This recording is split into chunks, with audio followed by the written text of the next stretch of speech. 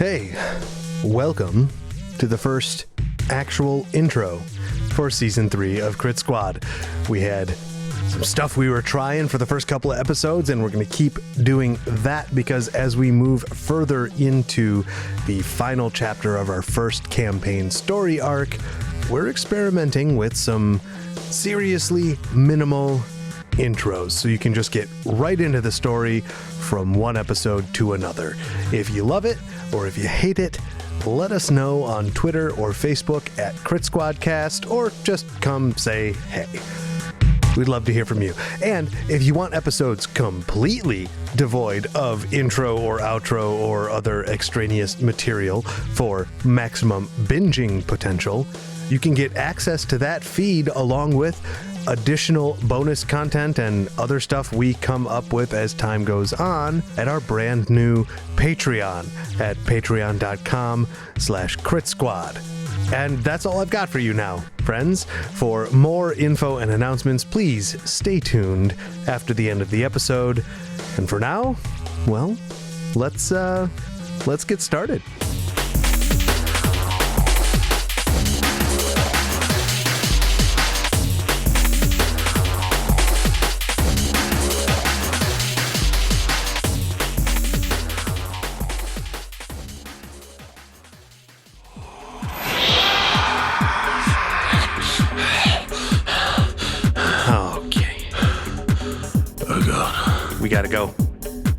We gotta go. Doc. We need to go. You got Johan. We need to get Johan You out. get him safe.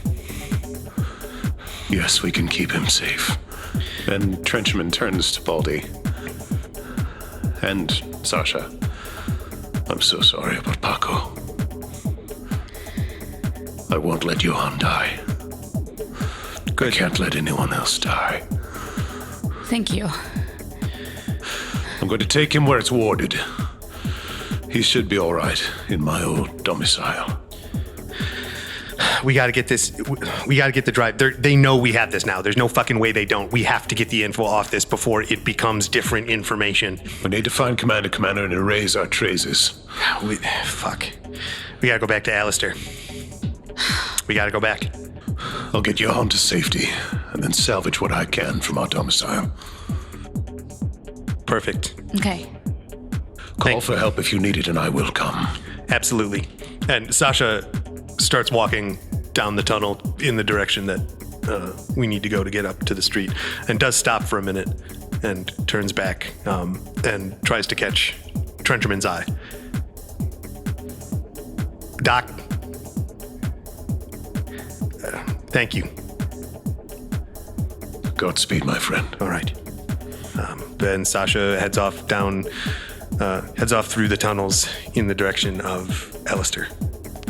Baldy gives Trencherman's arm a squeeze before she leaves, and says to him, "Keep yourself safe as well. You're part of the team. We can't lose you too. Trencherman returns the squeeze. We'll see you later." Indeed. And then Baldy turns and follows Sacha out. So, Doctor, where are we going again? Keep quiet. Somewhere safe. And I sweep down the passage.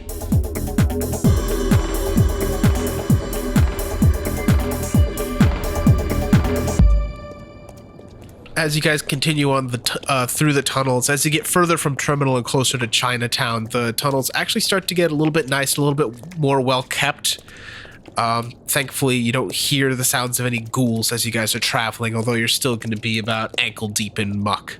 Baldy has been very quiet during this walk, kind of turning some things over in her mind, and now she moves to be right next to Sacha. She puts her arm out and touches his shoulder.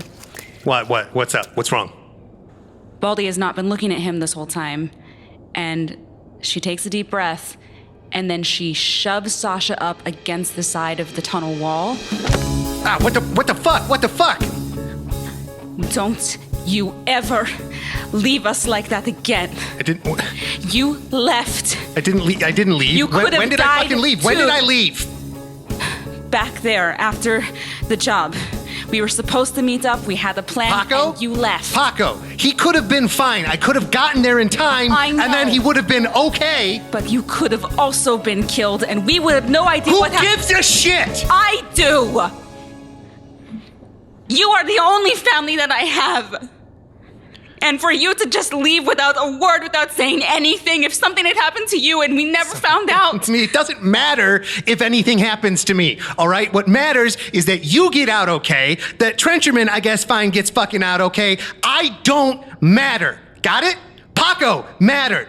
Yarrow mattered. Gable fucking mattered. I don't matter. So, it's cool that you're upset, right? I get it.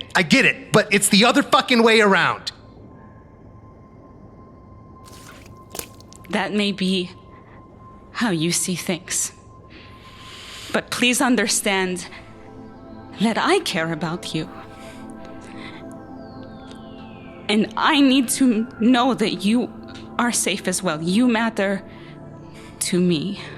You have this entire time. Even if you don't think you have a place in anyone's heart or that you matter at all in any of this, I think you matter, and I need you to at least acknowledge that. So next time you go off on your own, at least leave a note or something.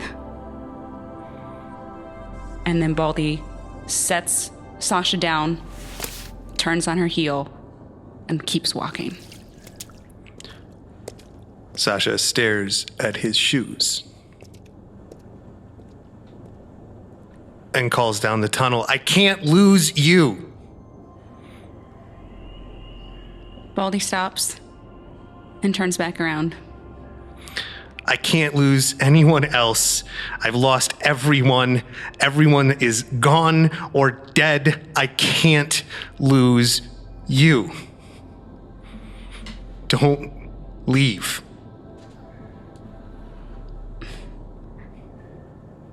I can't lose you either. So why don't we stick together from now on? Sacha nods. Promise. Good. Baldy walks back over to Sacha and puts her hand on his shoulder again and starts to walk, but with him next to her.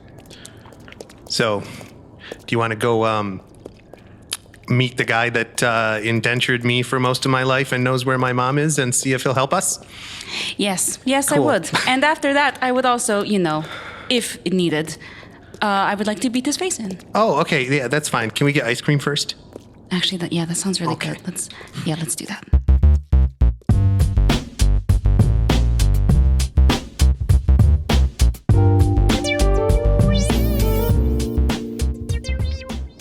Trencherman makes his way down the familiar dank passages, leading back to the place where he has hidden from society for so many years. His lab, his place of research, place of solitude where he doesn't have to worry about who he is until the hunger comes. He arrives there, moves the boulder out of the way. There you are, old boy. You should be safe here. I mean no offense. This looks terribly unsafe. Allow me to search for any explosives or signs the Crusaders may have been here. And I will.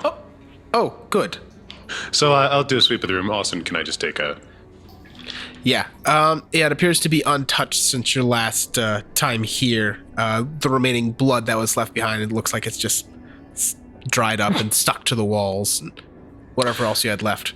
Careful not to stick your feet on any of the shrapnel in the floor, and you'll find the armchair inside the train car very plush.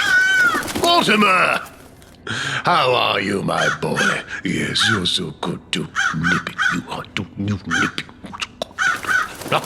There we go. Well, as a man of science, feel free to thumb through the volumes, so long as you're careful. Should be able to pass the time, and you'll find some water and living people food in the cupboard.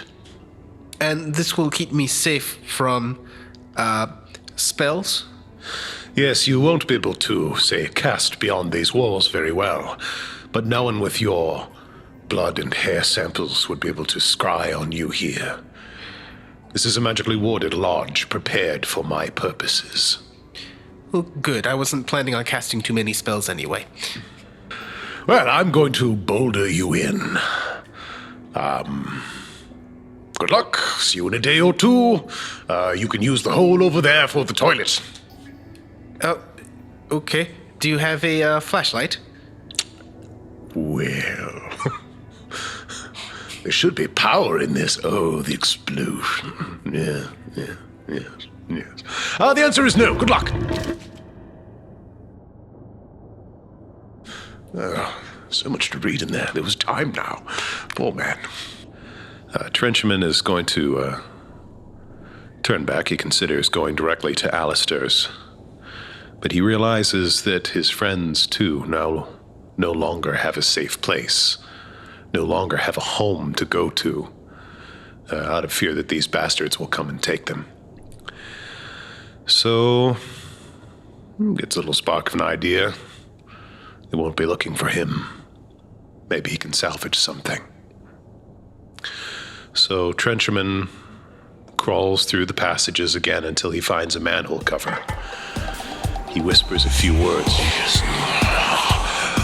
and is now a very forgettable 46-year-old custodian and ascends to where the apartment building is. As Trencherman approaches the front door of Sacha and Baldy's apartment, the front door looks to be completely set, as if nothing happened. There's no signs of a break-in at the very front. Well, I don't see it's busted in. I'm going to make my way down. Putter through the building, grab if there's a mop somewhere, I'll carry it. Yeah, and once you get to the front door of their apartment, that has clearly been busted in with some sort of portable battering ram or something like that. The inside looks completely trashed.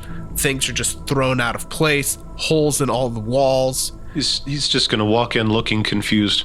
Oh, gee, wonder what happened here. Kind of leading in with the mop. Anyone home? Yep, circling around. It looks like they didn't take any of the weapons that were stored there, although they are scattered around, as though they were, they were looking for some signs, something they might be able to take. The furniture in there has been slashed. A lot of the stuffing's been cast out. The soy paste machine is removed from the wall and is leaking some sort of fluid onto the kitchen floor. Looks like these folks had a rough go. Looking for anything of value to Baldy or Sacha. Yeah, like I said, it doesn't look like anything was taken. Who knows what they were looking for? So, any gear left behind, like, well, I don't suppose they'll be needing this anymore. Grab the duffel bag of gear. Grab, that's a nice jacket. Grab the Astral Chunks jacket. It has been shredded. Little needle, little thread. Stuff that in the duffel bag. Trenchman continues to sift through the wreckage, letting little bits scatter across the floor and just generally doddering around like an old custodian, stealing what he wants from a tenant who's obviously no longer here.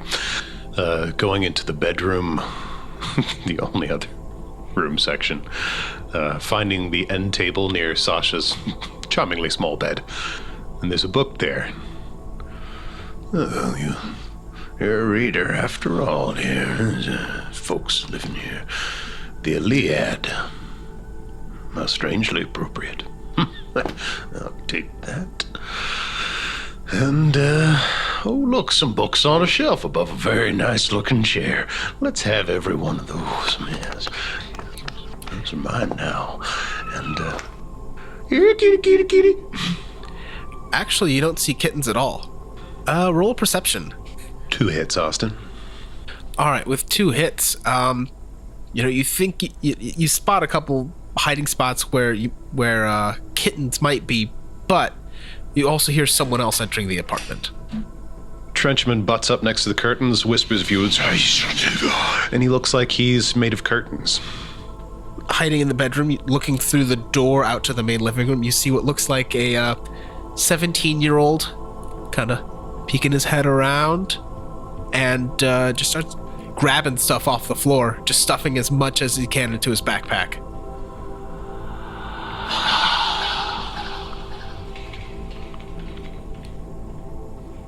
Is there someone here?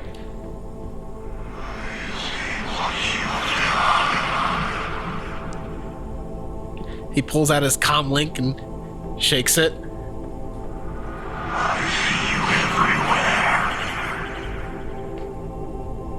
Yeah, fuck this. Just puts the backpack over his shoulder and leaves. Didn't get anything of value, mostly half-eaten bags of chips, some stale donuts. Nasty little bastard. The curtains move and keep looking for the kitten. So as you're searching for kittens, you do eventually hear a faint meow.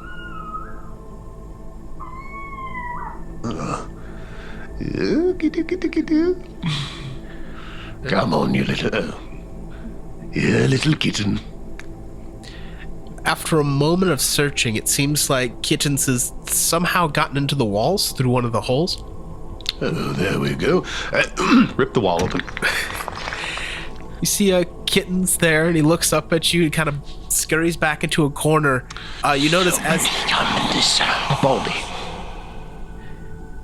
A little confused. Do you want to make a animal handling check? Yeah, I'm going to charge up a vampiric speed. Oh, I'm going to charge it up, so now I have 2 additional meters per turn more. And then I will make an animal handle check, which is a what? I'm assuming you don't have rank, so it's going to be charisma -1. Come to the doctor, little kitten. No hits. Yes, we all feel like that someday. Scoop! The cat kind of yelps a little bit, and as you kind of hold her by the scruff of her neck, it looks as though one of her legs has been injured.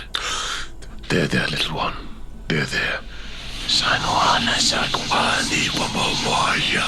I have the heal spell. I whisper words, and 3 hits All right. are healed. Are you feeling better, little one? Kittens appears to be moving their paw better, easier. I'm gonna although still trying to scamper away a little bit. hold Kittens close and sweep out. Just another empty place.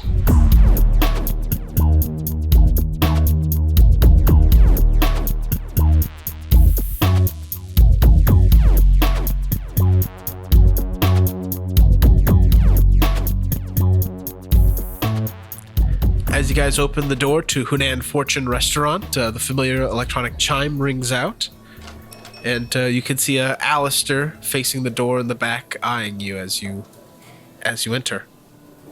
Hey, buddy. Hello, Sacha. Long time. What brings you to this part of town?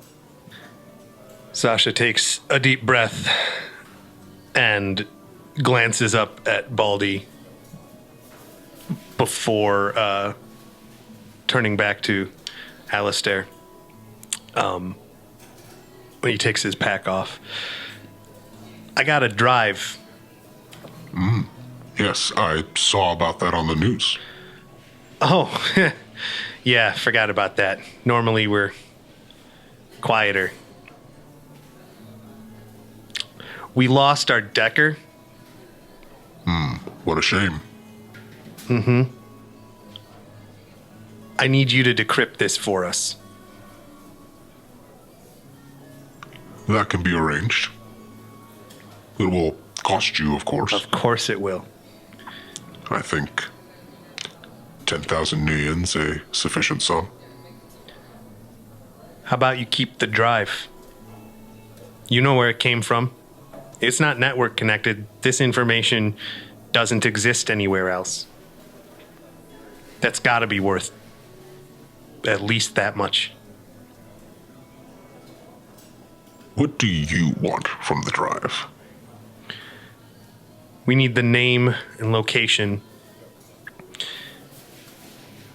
contact info, copy of the SIN if it's there, for an agent, probably freelancer, but long term. Last name OPEC. Calls himself commander, but I sincerely doubt that is a rank that was earned. I see. Everything on him, everything on a former exec by the name of Mikuru Kuragami, and everything on her entire detail of bodyguards. Everything else is yours. We also need any information about Unit 731 that is connected to OPEC. The rest of it, yours. You see some of the AR windows scrolling in front of him as he's picking up these bits of information. Unit 731 was disbanded several years ago. Yeah, it's more about what happened afterwards that we're interested in. I see. Roll negotiation. Okay. 4. I can't give you this information for free, but for 3,000 and the other information contained on the drive. Done. He snaps, gestures at one of the people sitting at the bar, and they get up as though they were listening to the whole thing and move over to take the hard drive from you. Sacha does not quite let go right away, but then does. And he turns back to Alistair. My friend died for that. And he pulls out Paco's deck. Presumably still covered in Paco's blood. This one's personal. We've known each other a long time. Not exactly cordial, but it's got to still stand for something. Can you unlock this for me, please? You do remember we have a business relationship. I don't do personal favors. I didn't think so. So what'll it cost then? What do you need from it? I need it unlocked and handed back to me. 200 new yen. Fine. All right. Just before that same guy's about to disappear into the kitchen, he snaps again and kind of gestures. And you see as this guy gets closer, he pulls a wire out from his data jack on the back of his neck and plugs that into Paco's cyber deck, and a couple windows pop up around him, and he just kind of shifts through some of them. Some of the windows start to glow red and then fade back to green. Then you see he just flips some of the windows over to you, sets down Paco's cyber deck, unplugs it, takes the hard drive, and goes back into the kitchen. So Sacha has access to the deck right now? Yes. He immediately begins searching for call records from Benny. Yeah, and it doesn't take too much searching to find. It's one of the last files opened. There's a phone call to Benny, and it looks like it traces back the origin of the call all the way back to Tallinn, Estonia, a small country just south of Finland, Sweden, that sort of area. Sacha takes that information and Alistair. What do you know about Tallinn, Estonia? Nothing jumps to mind. I know they've been making some very interesting deals with mega corporations lately to try and bring more jobs and economic power. However, it's still very small, very picturesque. I've heard many people say it's a beautiful place for a vacation. That's it? That's all I know right now. All right. It looks like Lynn's finished with the hard drive. Good.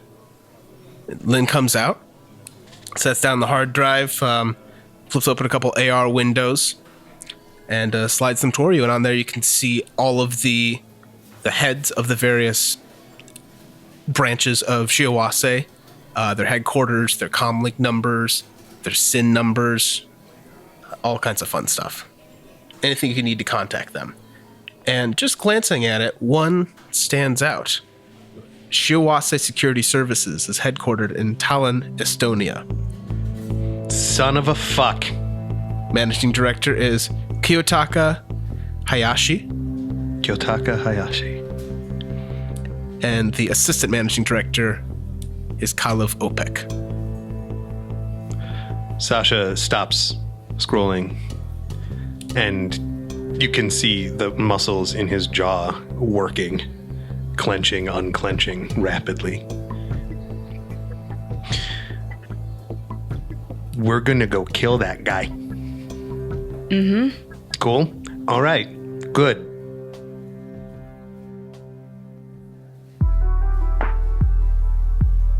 Hey, boss. Listen, I gotta ask you. Do you actually know where my mom went?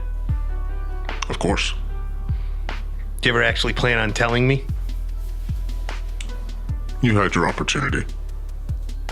You instead spent that favor on your friend. So you're just gonna keep that information, no price now, huh?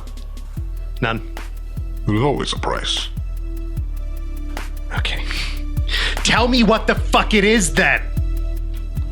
She's still working for me. Deep cover. She works for you? Come now, Sacha. You had to have known that already. I didn't have to know anything. You came in and fucking shot that guy and then told me I was coming with you. What the fuck am I supposed to really have known? I do what has to be done. Perfect. Business, nothing more. Yeah, okay. All right. What's the price? Does she even know I'm alive? Does she even know? 150,000 new yen. She sends back money every once in a while to check, make sure that you're doing okay. You sell her that too. Of course. I'm a businessman, Sacha. That's one thing you are, yeah. Information is my business.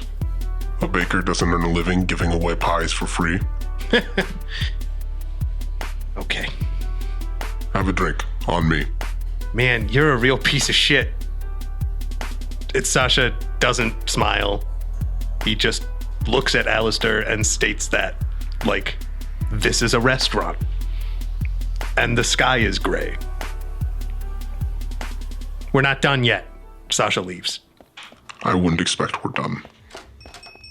Baldy watches Sacha leave, and just before she turns to go, she turns back to Alistair and gives him a very tight smile and then says,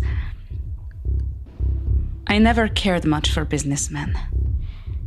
And if all information has a price, so do all actions.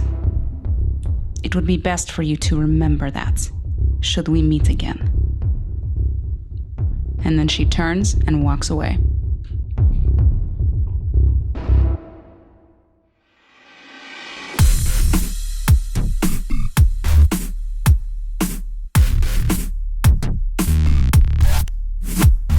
Crit Squad is Lindsay Zana, Eric Snyder, Chris Henry, and Austin Rusk is our game master. And now a formal thank you to all of our patrons at patreon.com/Crit Squad, because holy shit, you guys have kind of blown us away. We went from paying all of our production costs out of pocket to having a huge portion of the raw expenses, at least, almost entirely community supported in the span of a couple weeks, a month. It's insane. There's a lot of room to grow, and there's a lot of stuff we'd like to do going forward, but holy shit, you guys, thank you. That's been amazing. We've got some good behind the scenes and other bonus content recorded and in the pipeline for patrons. So if you are a patron, stay tuned for that. And if you're not and you're interested, check out patreon.com/Crit Squad. We'll have some stuff coming up for those of you who would be interested in throwing some cyclical Nuyen into the hat to support an indie show like ours. So if you're interested in that, patreon.com/Crit Squad is the way to do it. And you'll find bonus content, behind the scenes info, downloadable music whenever we do custom music, and whatever else we come up with going forward. So if you join those ranks, we hope to make it more than worth your while. But don't feel like you have to put yourself out. The show will always be free to listen. We like doing it too much to stop. And you could simply support us in other ways, like by telling a friend, or 3, or 7, or 45, or 132, or just by dropping by to say hi on Facebook or Twitter at Crit Squad Cast. Kind of whatever you do, we love hearing from you guys and hope to continue chatting with you in the future. And lastly, if you have not yet gotten your fill of high quality tabletop RPG content, you might want to check out friend of the show, Radio Free Detroit. It is a Shadowrun heavy, in character, sort of pirate radio style podcast where host Ziggy DeTroll, Shadowrunning philosopher, thinks big thoughts, answers your questions, and occasionally eats ice cream. I'm sure when the Nuyen is flowing enough for him to afford it. Lindsay's been a guest on the show before, in character as Baldy, for a sort of in-world, in-depth conversation about the experience of being a woman in gaming and a woman in life and a woman in the 6th world of Shadowrun. And it's a really cool take on having a conversation like that. And for my money, it is a conversation that is not to be missed. So check that out at ziggydetroll.podbean.com. Links are in the show notes, or just search Radio Free Detroit in your podcatcher of choice. And also, Radio Free Detroit and Ziggy is in the middle of a collaborative audio fiction special thing leading up to the official release of Shadowrun 6th edition, tying into some of the lore and telling a hopeful story of runners in way over their heads. Something we surely have no experience with whatsoever on this show. Am I right? No? Okay. Anyway, check out Radio Free Detroit at ziggydetroll.podbean.com. Again, link in the show notes, or just search Radio Free Detroit in your podcatcher of choice, and stay tuned there on June 14th and 18th. If you're interested in hearing some familiar voices, hint, it's Lindsay and me, Chris, who were joyously roped into lending our voices to the current collaborative audio fiction special called The Blackout Project. And we are way outside our normal voices there, so it promises to be a good time. At least I had a good time recording it. Lindsay had a good time recording it, and the folks behind that show do an incredible job producing it. So again, Radio Free Detroit in your podcatcher of choice. It's the one that's about Shadowrun. Thanks for listening, you guys. Hope you dug this episode. Oh boy, have we got some more stuff coming up for you. So I wish we could edit faster because I want you to listen to it faster, but reality is shaped the way it is, and there's not a lot we can do about it. I love you all. Thanks for listening, and we'll see you next time.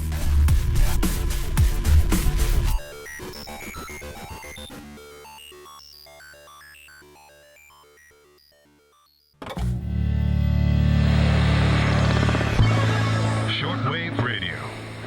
Enjoy yourself.